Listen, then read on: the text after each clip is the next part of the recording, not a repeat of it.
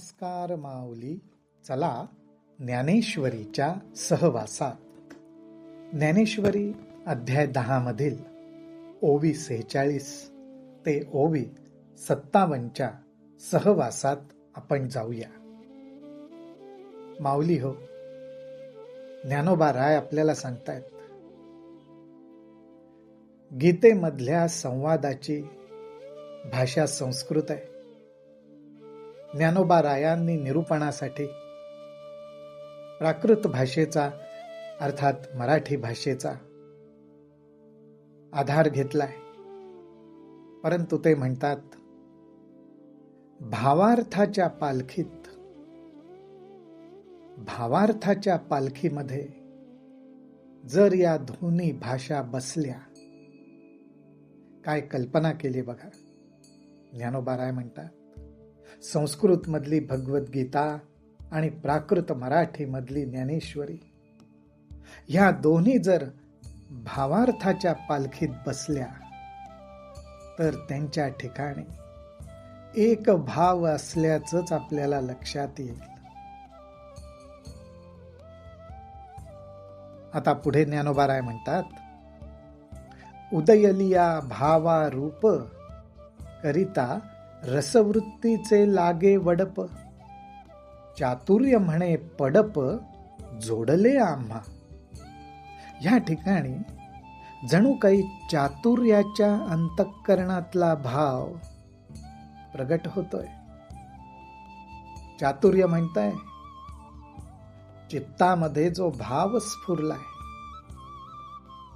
भगवद्गीतेवरती निरूपण करताना चित्तामध्ये जो सहजपणे भाव स्फुरलेला आहे, आता तो भाव प्रगट करण्यासाठी भाषा सुद्धा तशीच रसपूर्ण पाहिजे. भावारूप करिता रसवृत्तीचे लागे वडप. आणि चातुर्य म्हणताय, चातुर्य म्हणे पडप जोडले आम्हा. चातुर्य म्हणताय, आम्हाला आता ते जोडलंय म्हणजे प्राप्त झालंय. कारण ज्ञानोबा रायांनी अशा रसपूर्ण भाषेचा वापर केलाय, त्याच्यातनं भावार्थ प्रगट होतोय आणि चातुर्याला पडप म्हणजेच प्रतिष्ठा प्राप्त झालेली. तैसे देशियेचे लावण्य हिरोनी रसा आणिले तारुण्य, मग रचिले अगण्य गीता तत्व. ज्ञानोबा म्हणतात, अगाध ज्याची गणनाच करता येणं शक्य नाही असा आत्मतत्वाचा बोध गीतेमधनं प्रगट होतो. ते गीता तत्व त्याच्यावर भाष्य रचताना देशियेचे लावण्य अर्थात मराठी भाषेचे, त्या देशामध्ये ज्या प्रांतामध्ये ज्ञानोबा राय होते त्या प्रांतामधल्या भाषेचं लावण्य अर्थात सुंदरता, सौंदर्य त्यांनी एकत्र आणलं. कसं एकत्र आणलं? हिरोनी रसा आणिले तारुण्य. त्या भाषेमधल्या सौंदर्याबरोबरच त्याच्यामधला रस अर्थात तारुण्य, ह्या दोन्ही गोष्टी त्यांनी एकत्र आणल्या. ही कल्पना ज्ञानोबा रायच करू शकतात. ते म्हणतात, भाषेचं तारुण्य आणि भाषेचा रस असा आम्ही दोन्ही एकत्र आणला. तरुणपणाही आहे आणि हा तरुणपणा रसाने भरलेला आहे. आणि ह्याच्या आधाराने मग रचिले अगण्य गीता तत्व असं वर्णन ज्ञानोबा राय करतात. पुढे म्हणतात, जो चराचर परमगुरु चतुर चित्त चमत्कारू, तो ऐका यादवेश्वरू बोलता झाला. श्रोते हो, आता तुम्ही ऐका. कोणाला ऐका? तर जो चराचर परमगुरु, सजीव आणि निर्जीव सृष्टीमध्ये सर्वांचा गुरु आहे. गुरूंचाही गुरु आहे. आणि एवढंच नाही तर चतुर चित्त, ज्याच्या चित्ताला चातुर्याचा स्पर्श झालेला आहे, अर्थात जो ज्ञानी आहे, जो जाणकार आहे, पण चतुर चित्त चमत्कारू, पण त्या जाणकाराला सुद्धा आश्चर्य वाटेल, त्याला सुद्धा ज्याचे बोल ऐकल्यावर ज्याच्या ज्ञानाला सुद्धा आश्चर्य वाटेल, तो ऐका यादवेश्वरू बोलता झाला. त्या यादवेश्वरूला अर्थात यादव कुळाचा राजा अर्थात भगवान श्रीकृष्णांना आता तुम्ही ऐका, कारण ते बोलता जाहला. कारण आता ते पुढे आपल्याला सांगणार आहे. ज्ञानदेव निवृत्तीचा म्हणे, ऐसे बोलिले श्रीहरी तेने, अर्जुना आघवियाची मातू अंतःकरणे धडवता हासी. आता हे भगवान श्रीकृष्ण यादवेश्वर काय बोलले तर निवृत्तीनाथांचे ज्ञानदेव निवृत्तीचा म्हणे. ते असं म्हणाले की श्रीहरी बोलिले अर्जुना, काय तर आघवियाची मातू अंतःकरणे धडवता हसे. तर आघवियाची मातू, आतापर्यंत आम्ही तुला जे काही सांगतोय ते तू अंतःकरणाने धारण केलेलं आहेस, अर्थात अंतःकरण पूर्वक ऐकतोयस, असं भगवंतांनी अर्जुनाचं कौतुक केलेलं आहे. आम्ही मागील जे निरूपण केले ते तुझे अवधानची पाहिले, तव टांचे नव्हे भले पुरते आहे.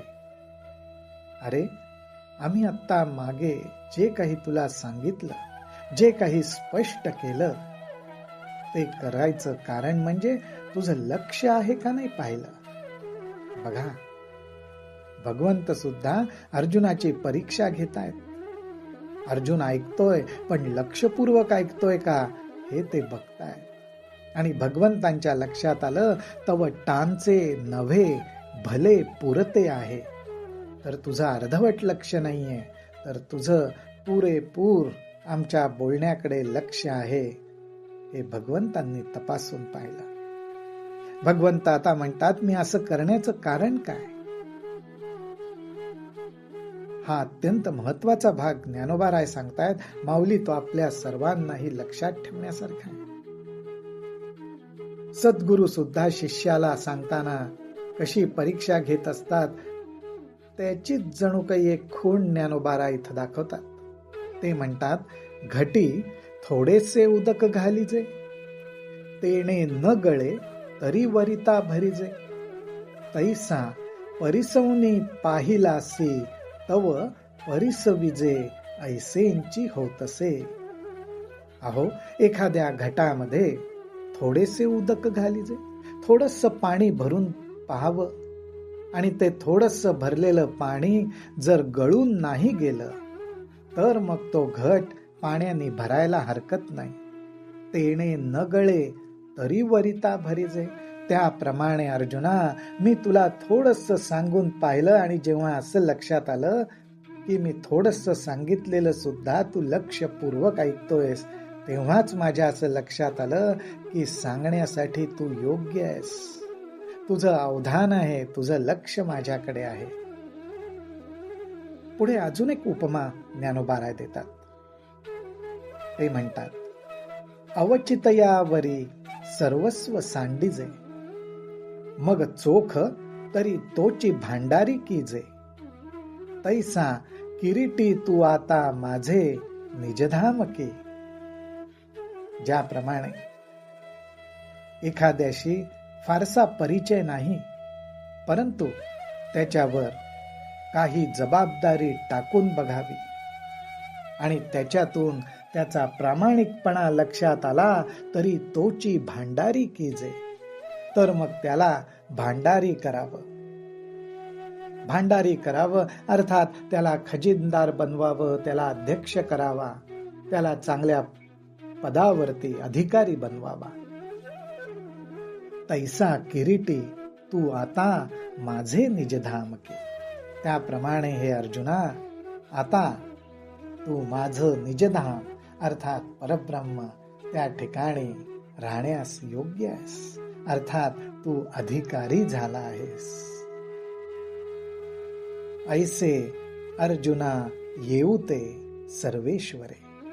ऐसे अर्जुना येऊते सर्वेश्वरे, पाहोनी बोलिले अत्यादरे, गिरी देखोनी सुभरे मेघू जैसा.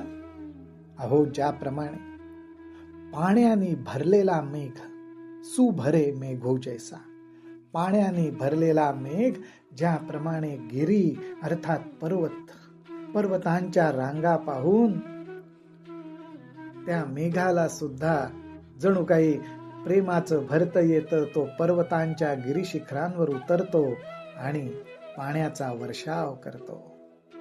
भगवंत म्हणतात, अर्जुना, तुझी ही एकाग्रता पाहून, तुझी ही आवड पाहून मला सुद्धा असंच झालं, असे अत्यंत आदराचे शब्द भगवंत प्रगट करतात. तैसा कृपाळुवांचा रावो, म्हणे ऐके गा महाभावो, सांगितलाची अभिप्रावो, सांगेन पुढती.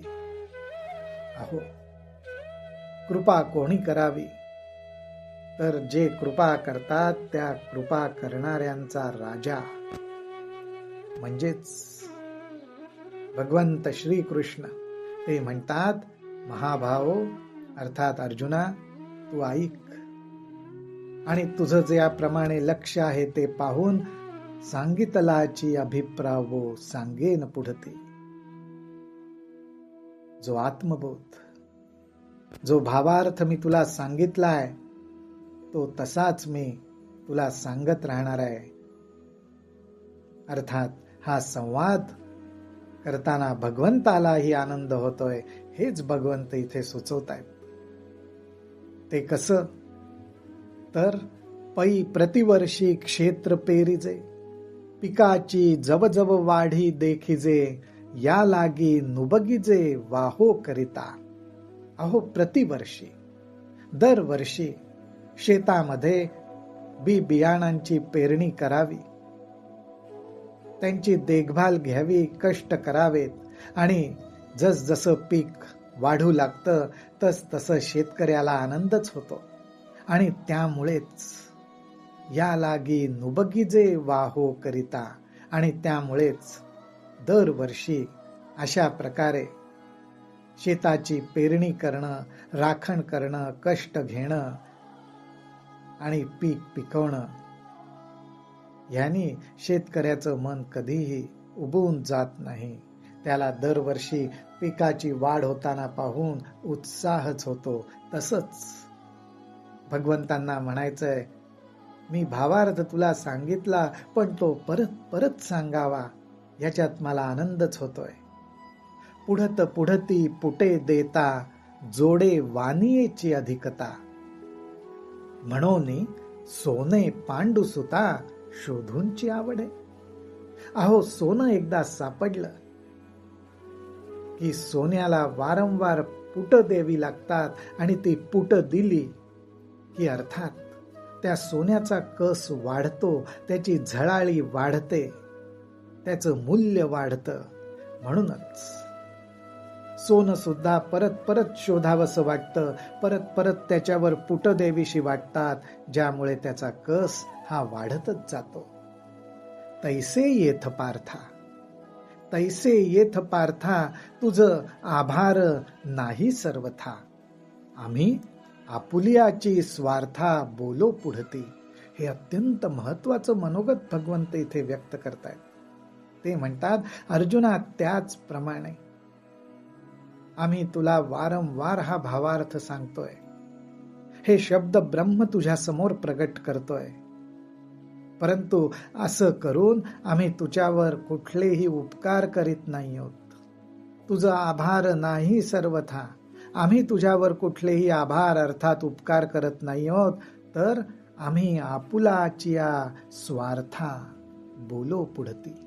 भगवंत इथं म्हणतायत आपुलियाची स्वार्था. भगवंत म्हणतायत आम्ही आमच्या स्वार्था करताच परत परत बोलतोय, परत परत भावार्थ सांगतोय.